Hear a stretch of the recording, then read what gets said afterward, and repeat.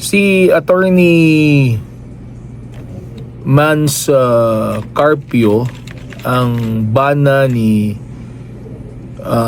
Vice President Sara Duterte. Si Attorney Manasseh Carpio mag-file og criminal complaint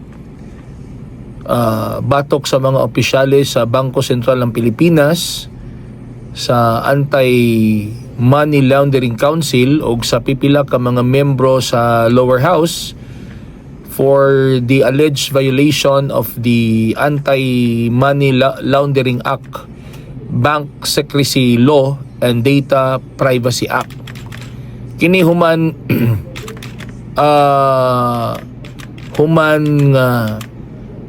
nga gimatod pa gi-disclose o gi-divulge ang mga confidential banking records sa mga Duterte, particularly ni VP Sara o sa ilang magtiayon.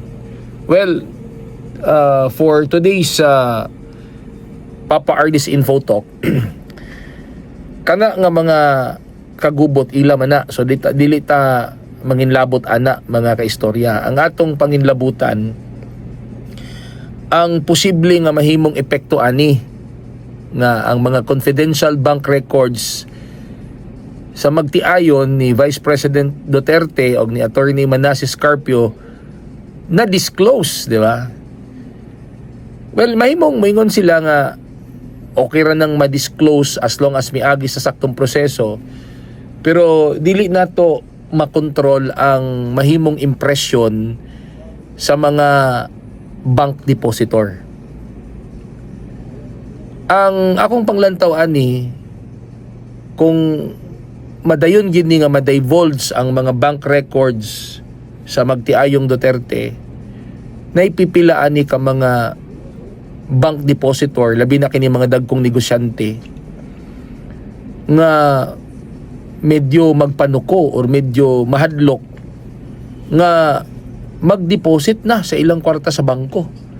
Tungod kay anytime di ay kung naay masuko nila or makitaan sila bikil, kasuhan sila, anytime pwede ding mag-request ang ilang kalaban nga i-divulge kung pilay ilang kwarta sa bangko or i-divulge ang ilang mga bank records, which is very kanang dili na siya healthy sa mga negosyante.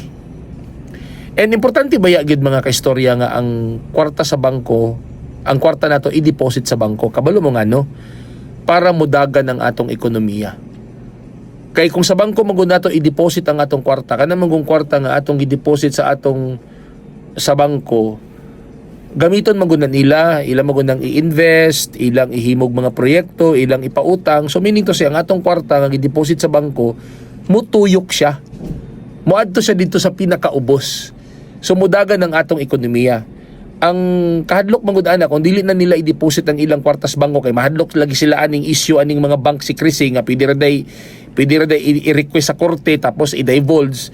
Kung ilang mangunin pangtaguan sa vault or pangtaguan nila sa ilang apartment, mga kaistorya, apektado ang atong ekonomiya. Kabalo mo nga no, di man mutuyok ang kwarta.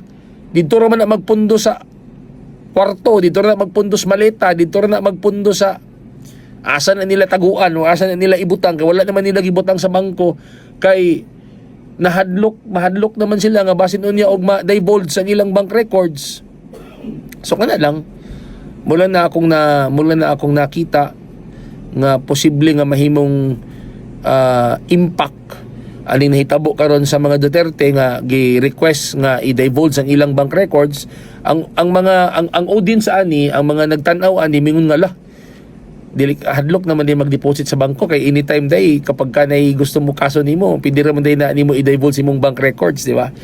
So unta mabantayan ni nila ilan ning ma-consider ning atong komentaryo nga wala akong nakita sa I'm putting myself in the shoes of businessmen nga makaingon sila lo, murag dili man dili man siya murag delikado na magbutang kwartas bangko. Ano lang mga kaistorya.